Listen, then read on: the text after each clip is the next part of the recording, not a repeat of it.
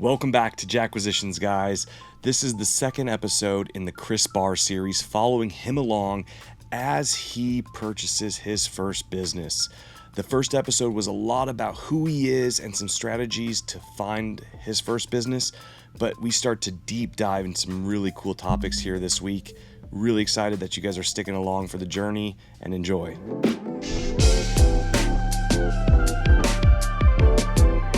Welcome back to Jackquisitions. We have the one, the only Jack Carr, but also the one, the only Chris Barr here today. Hey, Chris, how's it going?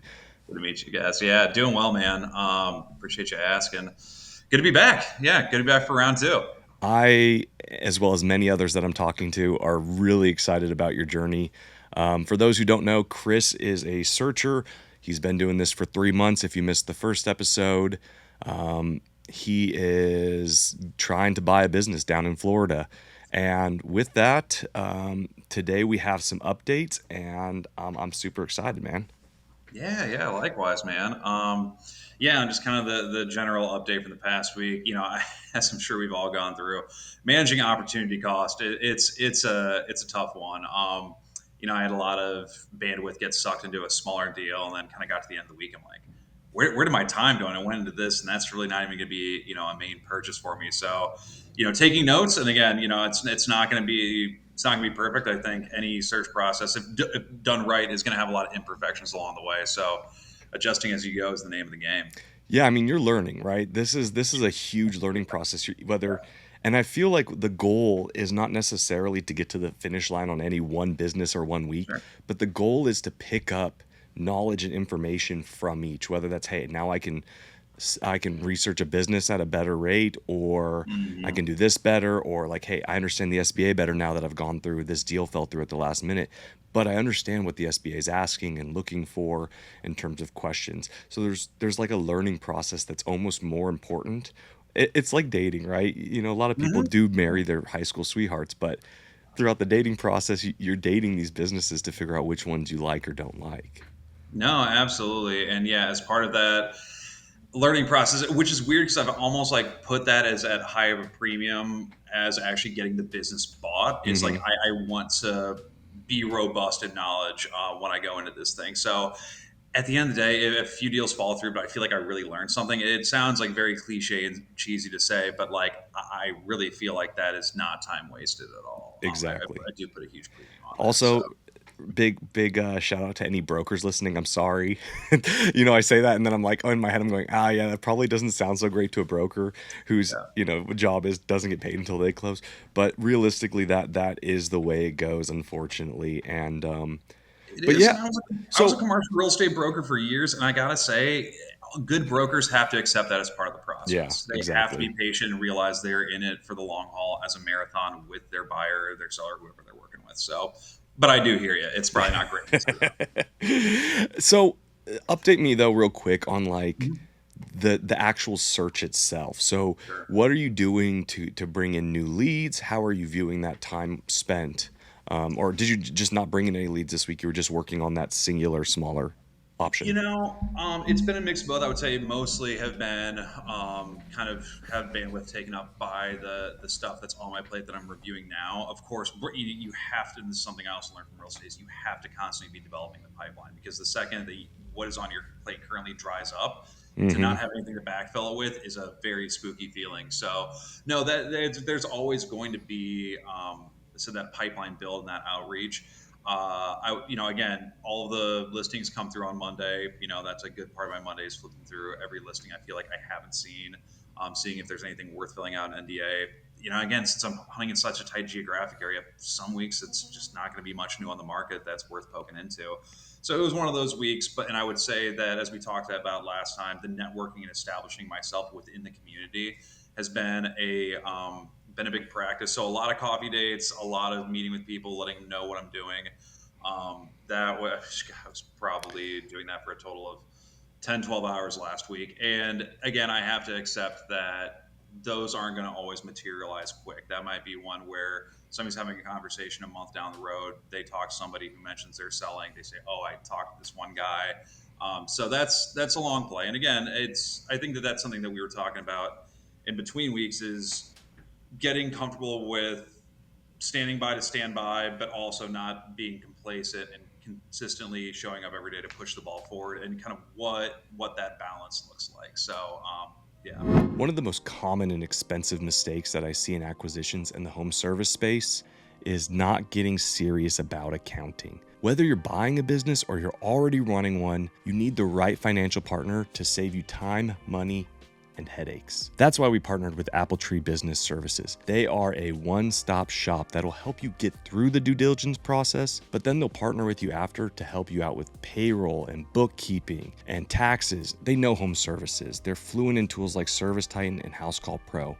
If you're tired of the surprise tax bills or an accountant who ghosts you when you really need them, Appletree's the upgrade you deserve. Listeners of the show can get a free tax and financial review, and if you're buying a business, they'll give you 10% off quality of earnings. Just head on over to appletreebusiness.com, talk to Patrick, click the link, let them know Jack sends you, and they will take care of you. What does that balance look like? How are you, this is an interesting point, like how are you sourcing the individuals for these coffee dates or this networking event? Like, are you going on to LinkedIn and writing people? Like, what is your process for reaching out to potential owners and or somebody who could get you in contact with a potential seller? Sure. Yeah. As I mentioned, I've subscribed to that D&B Hoover's database. Mm-hmm. So I've been cold outreaching to businesses. And a lot of owners really just like, and again, I try to post it, hey, young, ambitious entrepreneur here would love to, buy you a cup of coffee, buy you lunch, just take a few minutes of your time. And again, they really just are too crammed up for that. They really have no interest in really sitting down with you. Been much more effective to get to the point of, hey, I'm trying to buy a small business. Ever thought about selling? But how I'm sourcing the coffee dates, to answer the question, is I went to a few Chamber of Commerce events. That was huge. One of the individuals I met there invited me to another local networking event. So met a bunch of great contacts there. I felt like Yeah. that was very highly worthwhile. So been following up to that entire group that I met with and taking each one out for coffee every week. Estate attorneys, I felt like would be a great opportunity to source. Commercial lenders, also sat down with them. So You good know, mix of people. here's what I'm going to challenge you on to do in the next month, which Please. I found to be absolutely an amazing source. Even though on the surface they kind of come off to you as maybe as a competition, I just gave it away, but a private equity group, right? So if you decide that you want to get into HVAC, just hypothetically, right, for anyone out there, I want to get into plumbing, go and find yourself a private equity group or a few private equity groups. Some of them, especially the smaller ones are more open to this, but the bigger ones tend to just, do what everyone else does and like shoo you off. Yeah, But yeah.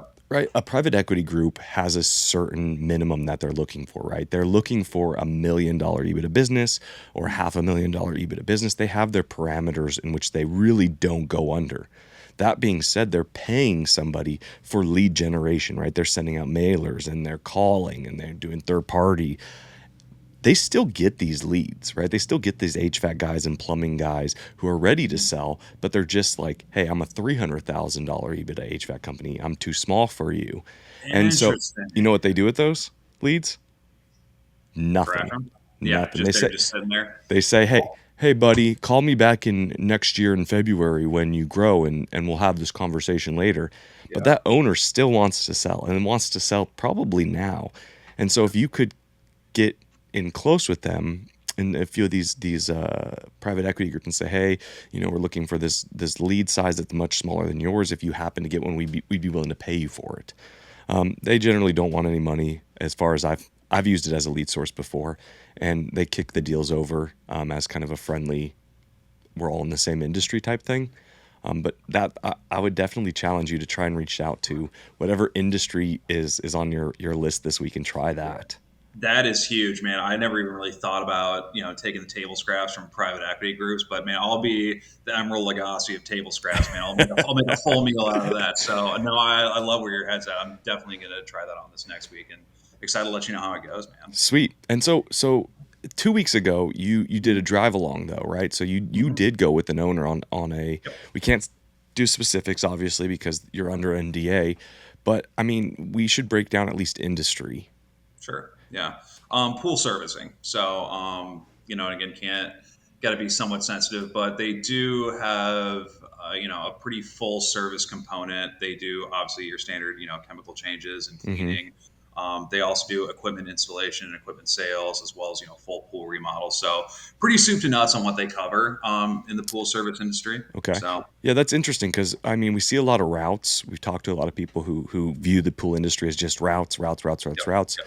and they do a really good job. But this is actually like a remodel, installation, and like an actual construction component. Mhm. Um, just percentage wise, what was that split? Because like I said, I don't want to get too close. No, absolutely. I think that they said, looking at my notes here, they said it's roughly about 30, 30, 30. And it might be a little bit more heavily skewed towards the remodels. And that Hmm. kind of fluctuates because those are their biggest jobs of the year. So Yeah, of few more course. remodels, that's going to end up eating up a bunch more of their revenue. But they kind of have it pretty well compartmentalized. They say the routes generally kind of keep the lights on. That pays for overhead, both personally and professional. Again, we talk about expensing personal through the business, which is its own Yeah. issue. But the fact that the route, which is again what people view the pool business as, and that's their most consistent component, is keeping them afloat and providing at least a break even, and then that equipment sale, installation, remodels, things of that are really just kind of gravy on top. Um, and then the route component, as you mentioned, because those are so prevalent, especially down here in Florida. I see routes going for sale all the time. To me, what jumped out was scaling. If I get my arms around this thing and I have it operating well for 3 to 5 years, and then want to buy additional routes, absorb some of their staff, Hmm. kind of build it out from there. Pretty easy business to scale from that perspective. So again, that's kind of where my head was at. So in terms of like why I mean I get that their scale is probably within your price Sure. point. What was the big pros that stuck out to you, and how does this exactly fit into your framework? 100%. It's a service related business, which was, I think, Hmm. kind of first and foremost, really what I was looking for. And because one of the reasons I was looking for service base is, again, low overhead. And so I think that they definitely fall within that bucket, especially considering the scale of the operation that they currently have. The fact that they keep overhead relatively low is impressive. Their margins are pretty on point.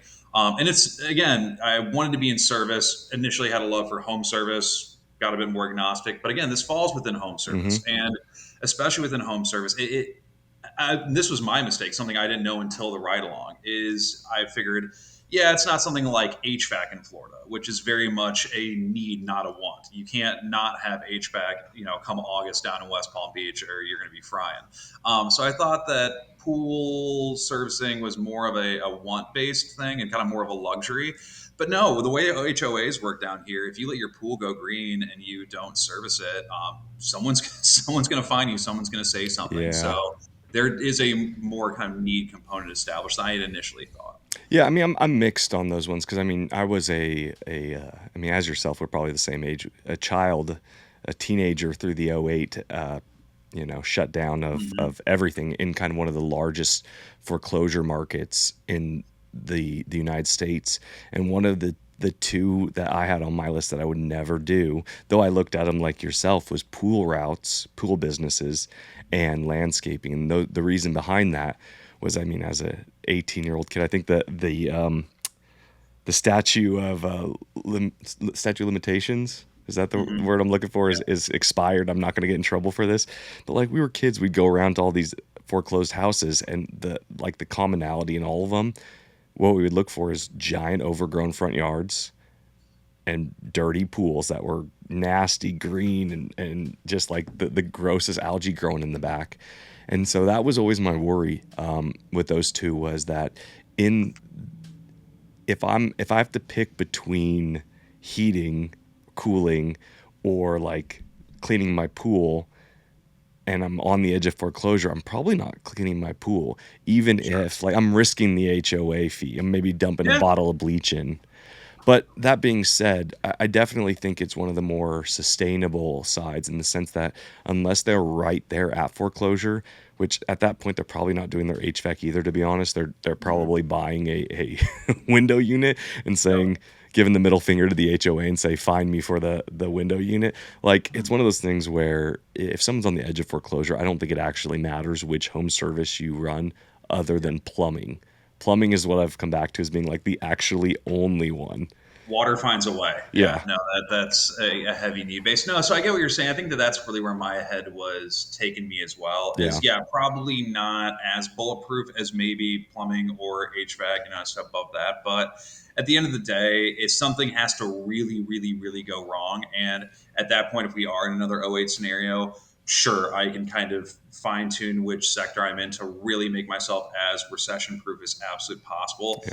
But if we're hitting another '08, everybody's going to be struggling along with myself, True. regardless of sector. So, again, and I think that that's a really important That's a component good to remember framework. through Yeah. the acquisition cycles is a lot of this gray area. You love black and whites. You love, this is a deal killer. This is a green light by here. But you get so much in this gray area of like, it's not as bulletproof as this, but if it is going down the tubes, everything's going with it. So you kind of end up back in this indecision land, which is not a comfortable spot to be stuck in.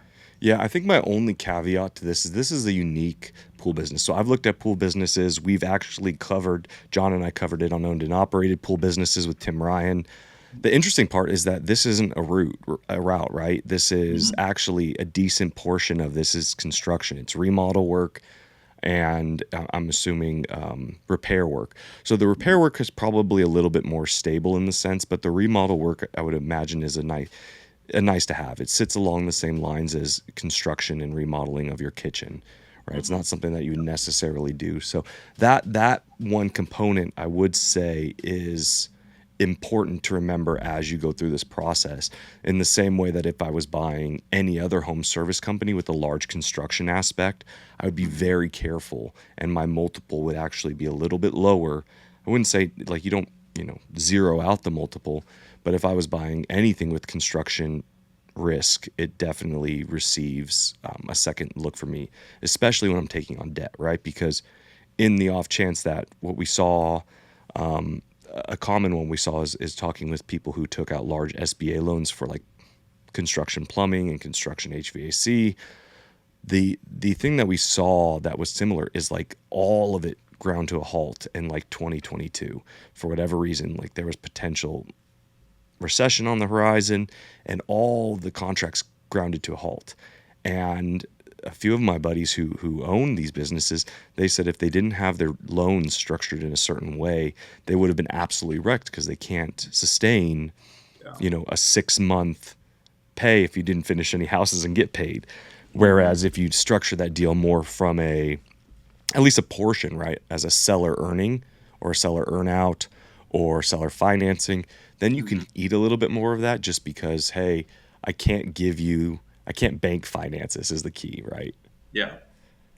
No, and I think that that's kind of, again, coming from that traditional commercial retail background. Again, seller financing is a totally new concept to me. Something Right. I really read about back in like November, December when I was researching this process up front. I was like, oh, like that's really nice. Like I can have the seller cover a portion of this, and again, it incentivizes them to want to strike a Mm-hmm. fair and equitable deal because again, their earnout and their ability to get paid is based on the health of the business maintaining. So good way to insulate yourself from a little bit of risk there. So yeah, definitely something I will be looking into and would absolutely be a component of the pool business. Should I decide to move forward with that, which kind of really brings us to the cons of that business. So before you start, I do have two more pros I wrote down for these businesses. Yeah.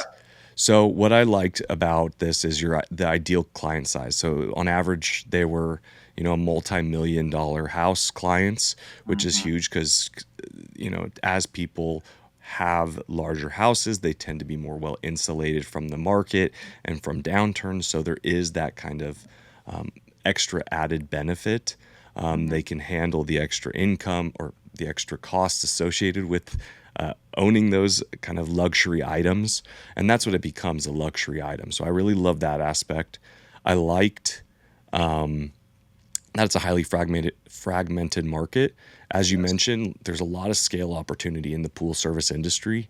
I think the gentleman's name is Malcolm. I forget his last name, but he's down in Texas. He has a $15 million roll-up of Oh, pool wow. service routes, and he started a few years ago and has been doing an absolutely amazing job and proving kind of the point of, hey, this is a fragmented market. If you're able to bring scalability through systems, if that's your strong suit, then there's a lot of opportunity to grab that. And then the pro and the con is the mix, right? Mhm. Having kind of a big ticket item on the back end to be able to sell versus just, I only do routes, which are, Mhm. $200 chemical cleaning or $100 a month cleanings, and then maybe I have to shock the pool and do all this kind of stuff. So for a little bit extra, but yours actually has a high ticket item, which is nice. Mhm. It's the HVAC unit sale, it's the repipe, it's the big Yeah. dig job. So that Mhm. that was a neat aspect where you could, as you work with customers, you can build those relationships and then eventually sell them the repair work. So Sure. I love home services that have like this small reoccurring and then a big ticket at the very end. Yes, and I think that that was the biggest pro I saw in all of it too. Is kind of this, threefold range of services that they provide. Again, it gives me the consistency of the route, which again, I don't know that I would want 100% to be on there because I would like a bigger ticket item, for some leverage. But again, relying solely on a handful of these bigger projects come throughout the year is a little bit too concentrated for me. So the fact Yeah. that I kind of have a Goldilocks situation and the best of both worlds here is attractive. And you made a great point about, they've really fine tuned their ideal customer. He said, we're here in Palm Beach, Mar-a-Lago, Hey and yo. the president's right across the intercoastal, and they do have a handful of projects Yeah. over on the island. He said, but when you get to $30 million homes, everybody's so paranoid that they're out to be had, and the $300,000 home, they feel like they really are pinching their pennies. The $3 million home just understands it's what needs to be done. They write the check. It's very low hassle. So That's I funny like you mentioned that. That's a very true like theory that we see kind of across, yeah. across industries. Mhm.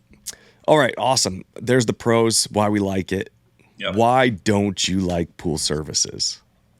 And this is, we've had a few conversations about expectations versus reality, and this is one I just kind of might have to get with the program a little bit, and also I am not an accountant, I'm not a CPA. Understanding the differences between 1099 and W-2 labor is something I'm still fairly new to, but a lot of their employees are 1099, and I Hmm. feel like that's generally the case for a lot of services, and especially home services business. Now, again, if they're not truly independent, if you're directing them in any sort of way, from Hmm. my understanding, that should be W 2. And I don't want to expose myself to risk or to have to get whacked by the IRS down the road. But maybe that's like, hey, it's not officially the way it's supposed to be done, but that's the way everybody does it. So you just kind of got to learn to grin and bear. I don't know, but it is something that does give me pause about this business. And But as well as it should. So the framework that I utilize for looking at a business that has the 1099 versus W2 conundrum is what is the actual.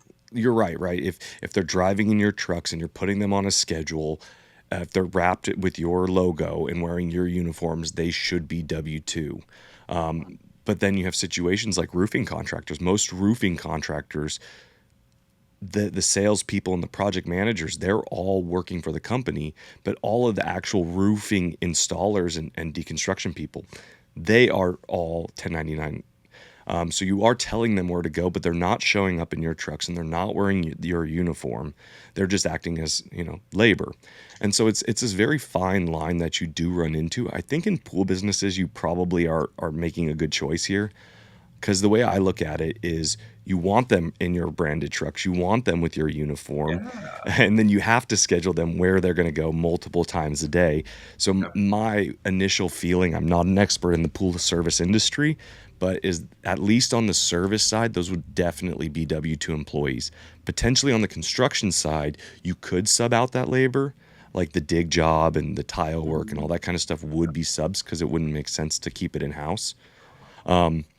But for your residential service and route, 100% W-2. And with that, if they're 1099 right now and you have to convert them to W-2, whether that's through you or through just, hey, we're scaling, we've doubled the size of the business, now it's actually a risk. Hmm. Now there's an associated cost with that. Yeah. And that's Workers' comp insurance, bingo. Yep. Yep. And So so it's okay to buy like this, in my opinion, as long as that you understand that you're pricing that in. You're pricing yeah. that conversion factor Yes. in. hmm And then again, that's a dollar amount. It's a line item at the Hmm. end of the day. And so, yeah, no, I'm really glad we were able to hash that out here because it was something that I was starting to hear rumblings on. I spoke to my accountant kind of fairly briefly on it, briefly enough to not be charged at least.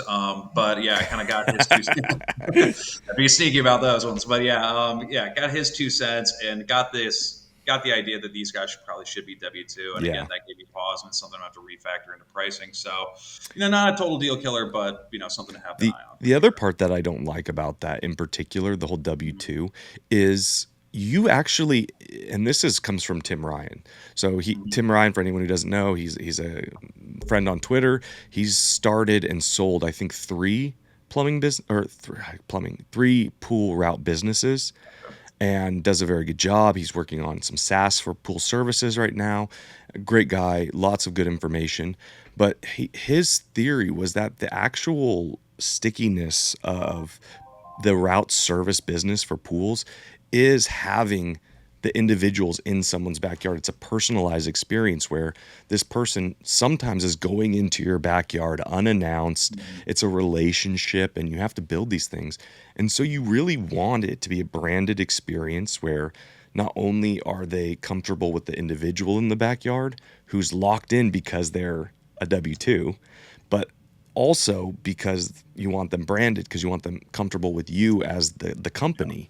And so I don't like that they're subbing out kind of a key part to the route side of the business. Is Mhm. you want them to be invested and to be a W-2 employee and to care about your business, because that's how you actually get the stickiness of the customer base. hmm No, that makes total sense. And yeah, we did speak on the ride along a little bit about the trustability and like again Hmm. going into people's backyards. And he goes, every now and then when we had change labor, I've gotten a call like, oh, was there a new guy or whatever, and it doesn't sound like it's necessarily been an issue. But one thing he did bring up, and again, it's not a huge red flag, but he's like, I was driving the route, I was checking in on these customers, I was popping, not unannounced, but I was popping by to do a service check myself just to again be owner face in front of them. He's like, and I don't anymore. He's like, but if you were to buy this business, I would definitely recommend dedicating some hours to that, which I'd Hmm. be more than happy to do. And so I think that again that can be mitigated with if there is a labor changeover, going with them the first time, saying, "Hey, it's me again. This is Joe Blow. He's going to be the new service tech, seeing you guys every week. So I just wanted to make the introduction myself. The brilliance in the basics. A little bit of fundamental relational ability. I think could Yep. smooth some of that over. And again, you are going to have difficulties keeping and holding labor in any sector. So while it is somewhat of an issue in this particular business, again, with the trustability being in someone's backyard, there's some mitigation factors there. And again, how much worse off am I going to be in this sector versus others? Difficult to say. Yeah, were there any other giant cons that you saw in this specific business or in the pool industry itself? Yeah, industry wise, again, it was something that I'm from Illinois. We don't have, I know you're from Southern California. We don't have pools in Illinois. It gets cold up there, man. Yeah. So, it just really wasn't something I had really considered. The way that, HVAC and others are such a pressure washing, again, we have those up north, but, so the industry as a whole, again, I see that it's mostly route based, and I wouldn't want that. The fact that this is threefold businesses in one kind of mitigates it. I would say that there was a big bump in SDE numbers, and we've talked about this, and expensing stuff through the business versus just eating the taxes like you should.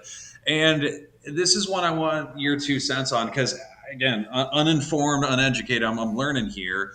But to me, it was a little bit of a net positive of, okay, hey, listen, if you're expensing new parts for your boat and putting it on the business, if you're expensing home Yeah. repairs or whatever through the business to avoid paying taxes. Well, that's just additional SDE to me. Well, all that means that the business is doing better than we can see, and then I'm going to be then receiving these fruits at the end of the year versus them getting spent on erroneous personal stuff. So it's kind of all gravy on top from what I was seeing. But as you said, all those dollars expensed are worth four to me, and I would just love a little bit more context Yeah, behind so we talked about this offline, and I want that. to be clear with everybody listening is that you and the seller are naturally in an adverse position because any dollar that they can put into the business that you are paying for, if you're paying on a multiple basis, a 4 multiple, you're paying 2, 3, or 4 times that dollar that came through the business. And so my saying always is actually kind of how you look at it. It's great. There's extra SDE, there's extra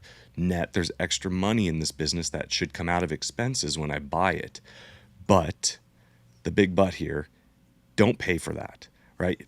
Because for them to have to prove that, they would have to provide me every single receipt that's possible. And then on the back side of this is the saying goes, this is a very common saying in the industry, if they'll lie to the IRS, they'll lie to you. And so Yeah. it's verify and check and verify and check, but I wouldn't take a single dollar towards the purchase price if that was considered an add back that they're trying to add back, like, oh, I added back 30,000 that I used on my car. It's like, well, provide every receipt and every gas and every Yeah. slip, because I don't trust that. Number one. Number two, if you're using the business as like a personal slush fund, I don't actually trust any of your numbers anymore. I've lost all my trust for your accounting, because you can, once you run a business like I do, I run multiple, you realize how easy that is. It is so easy to tell your bookkeeper, oh, this Venmo account or this Venmo purchase was for a subcontractor when really it was for something else. Like, that's the extent of the lie. And you're eating that at the tune of 30, 40, $50,000 times 2, 3, 4 multiple. Yeah. And, if you're paying for that and it's a lie, you're going to get smashed. Absolutely Yeah. smashed. So And I think, if they'll lie oh, to sorry. you, if they'll lie to the IRS, they'll lie to you No, lie to because me. because Sure. there's a chance, and when they lie to the IRS, that they're going to jail or getting a Yeah. fine. When they lie to you, the risk is, hey, they'll make more money. Probably one of the most important decisions you can make in your ETA journey is which SBA lender you are going to pick. A lender who will be in your corner to get you closed on the deal, as well as set you up for future expansion. That is why we partnered with Alan Peterson from First Internet Bank. He and his team take a how can we approach, as well as I personally know they specialize in home service acquisitions. Mention the show or my handsome bald head and receive a reduced good faith deposit, as well as a detailed deal review and maybe even a buy-side pre-qualification. No strings attached. Head on over to alanfib.com. That's alanfib.com, or click the link below to get connected. Yeah. And so that was kind of and I'm totally with you there in that, hey, if I'm not taking anything on hopes and dreams here, Yeah. you're just telling me like, hey, this one was actually for, this personal expense. Like, okay, great. Again, my response to that is show me the receipts. Yep. Like that's totally fine, but show me the receipts. Show me the receipts, and then what I would do mentally, it still could be a great business. Like the owner could legitimately say, hey, this is actually my slush fund. I used only this amount for this items. Hard stop there. And they're being truthful. There's definitely a chance there's good people out there. I'm not saying that they're all bad.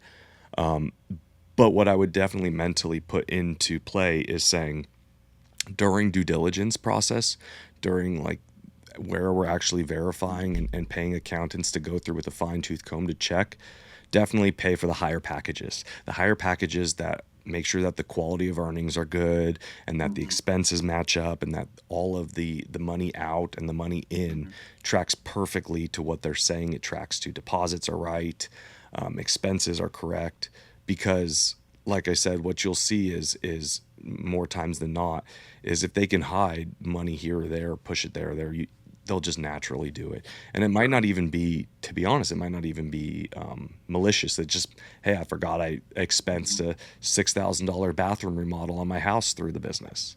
Yeah. And what I'm thinking of how, again, thinking of how I would play this one potentially, there was a bit of a revenue drop and really more of an SDE drop due to high COGS and stuff like that in 2023. and they're asking about like a 4x deal. And so I'm thinking of taking really their past like 3 or 4 years, averaging that SDE out and saying, hey, listen, I'll offer you 4x based on this more averaged out number. They're saying that the 2024, again, it's the classic story if they didn't plan on selling until 2024. So 2024's numbers and everything look great.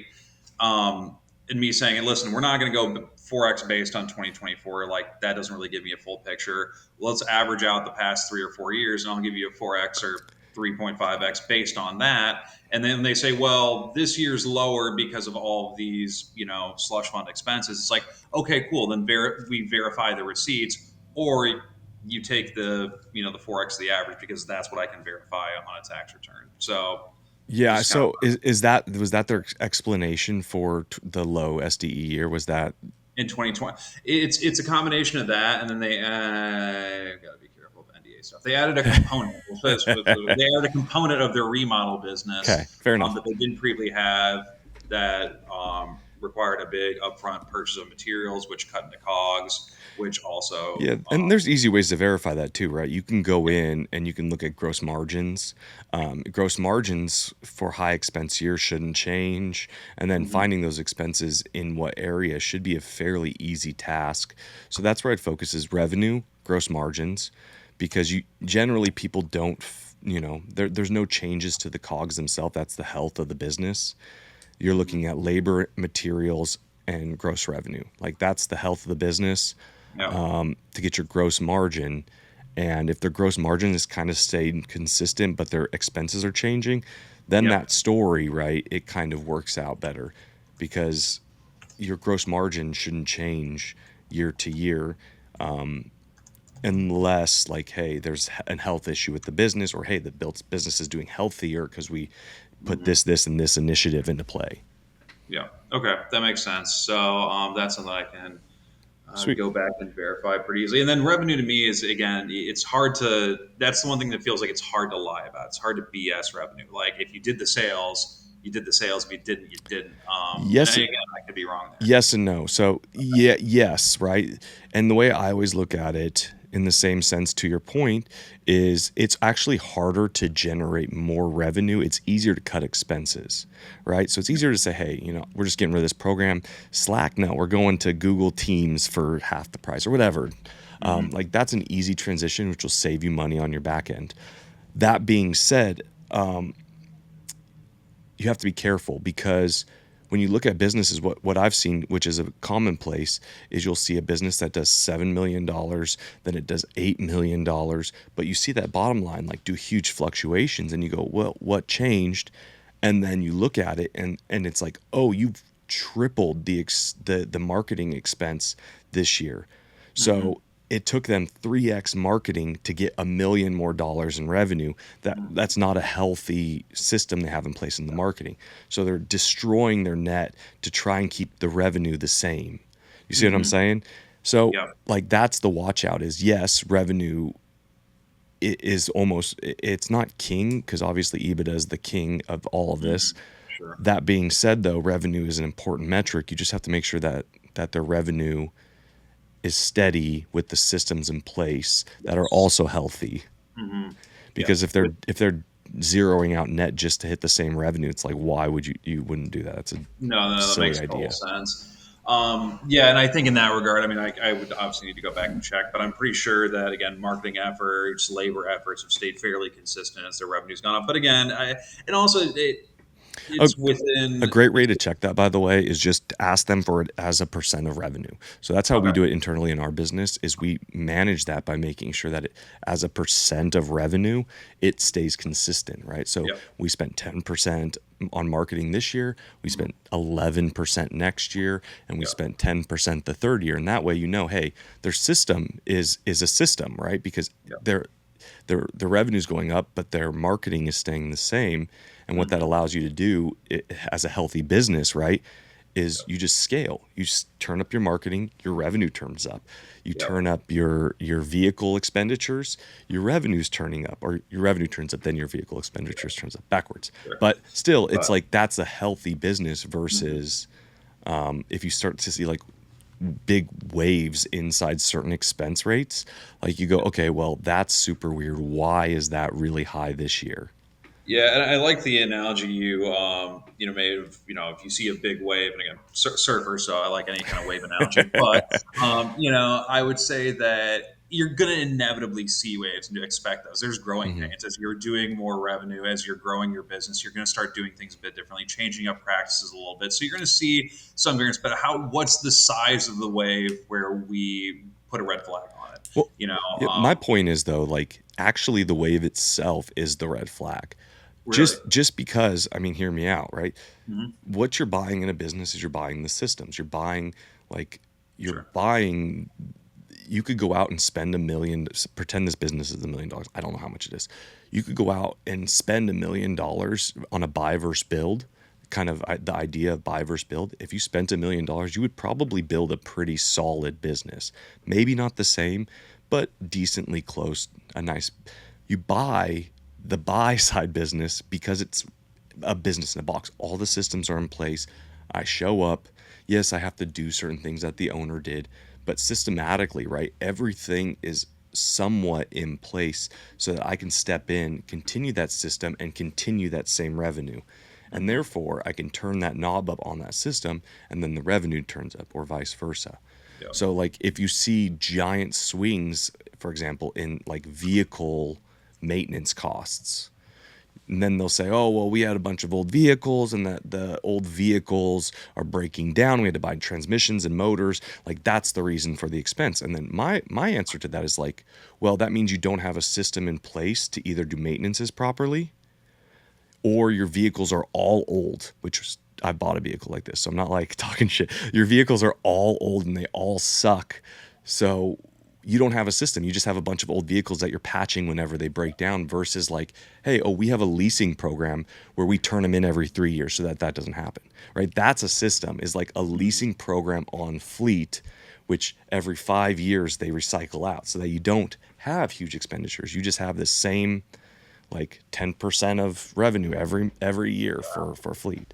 You see You what I'm say getting at that. right there? Like No, so I do see what you're the saying. wave And is the issue sometimes. no, and that does make sense. And now, as you're pointing out that specific vehicle example, I'm like thinking of this pool service business. I'm like, yeah, I don't like the way they do vehicle maintenance specifically. Like it's again, it's not systemized. So again, bringing myself back to I'm not really buying an SDE. I mean, I am, but to really think of it as I'm more buying systems is a really, really good perspective to have, which kind of cuts through a lot of the fat and makes you unglued to that kind of bottom line number that I know we can all, fall Hmm. into glued at sometimes. So That makes being sense. said, though, right, on this Mhm. entire conversation, there's never a perfect business because you know why? They wouldn't sell it. If Yeah. it was a perfect, easy to run business that was Yeah. like cranking out money, no problems, that had every system perfect, they wouldn't fucking sell it. Yeah. I'm gonna cuss on this podcast. They wouldn't fucking sell it. That's the Well, no, answer. it's like, They well, I wouldn't mean, sell it. again, I can hope for that, wait for the owner to have a heart attack, and then, they are in a distress situation and need to sell, like, but again, like, I can't sit on my hands and just like wait for this unrealistic opportunity to fall through. So it's at that point, it's a question of how much hair do I tolerate on a deal, Yep. you know? And I think So, that's a personal thing. I mean, I work in frameworks, I work in themes and kind of these generalistic ideas.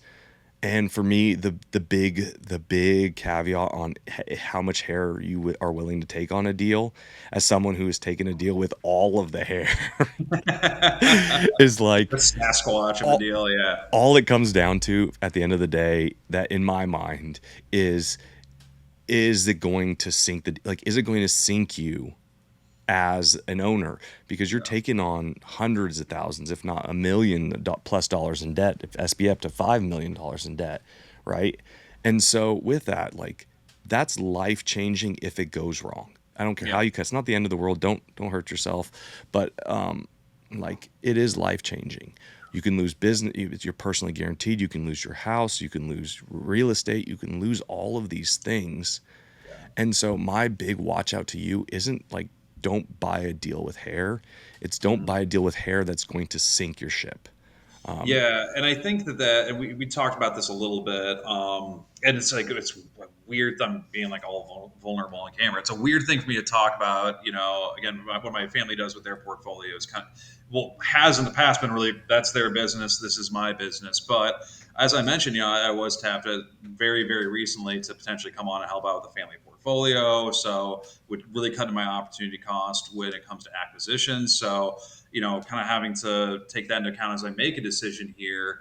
But then also, looking at that kind of macro picture in regards to that portfolio and kind of doing those numbers, on a good note, it took a lot of the pressure off wanting to buy a business and wanting to put pedal to metal. Again, still meeting the Jackquisitions goal. I'd like to have something bought within One a year. year. I'm not ghosting on you, man. But at the same time, it really hammered it home that it would just be unwise for me to really push myself into a deal.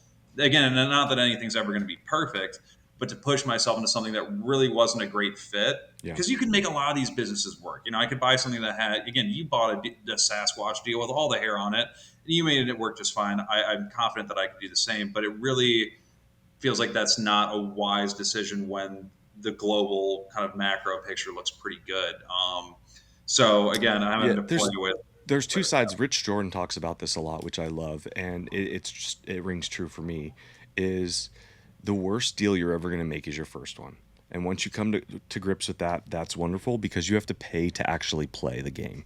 You have to pay to join whatever home service team or restaurant or whatever you're buying. You got to play to get in. And then once you're in, you create this network around you that actually it feeds opportunities. So I Mhm. would never have gotten opportunity 2, 3, or 4 if I never bought opportunity Yeah, 1. That no, it being makes sense. said, right, like it doesn't mean opportunity 1 was great for me. It was a very difficult time. It was a very difficult opportunity with lots of hair. Whereas if I would have bought something else, I would have been way, way better off. That being said, I would never been able to scale and run a business and have this podcast and do fun things because you have to Sure. pay to play. And so it's this really kind of balancing act that you have to balance to answer the question of like perfect fit versus expectations. That's why I leave it at this kind of gray area of don't let it ruin your life, but you're going to overpay and it's going to be a hardship at some point. You're going to wish you bought a better deal. But like Yeah. that, once you grow out of that and once you get past like the SBA debt portion of your headache, then it's fine again. And so, you know, we get asked a lot, like this kind of dovetails nicely into another question that we get asked a lot is like, should I pay off an SBA loan right away? Like, how do I pay off when do I pay off an SBA loan? Yeah. Paying off SBA loans like 5 years, 2 years. And I remember asking Twitter on my 1 year, like I'm 1 year in, should I dump all this money into paying off my SBA loan? And I was told by a very smart individual, a mentor of mine, he said, Jack, don't worry about the loan. Pay off or put the money towards growth initiatives because the minute that you outgrow your SBA debt, where it's not really an issue anymore, you're generating enough money that the SBA debt is just such a small percentage of your total revenue, then it's not a big deal anymore. Like it really isn't.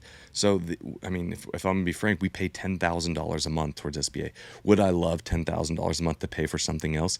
Yes. But do I worry about making my loan every month? No. Like Yeah. it's just part of what we build into our break even point. We have to hit that every month.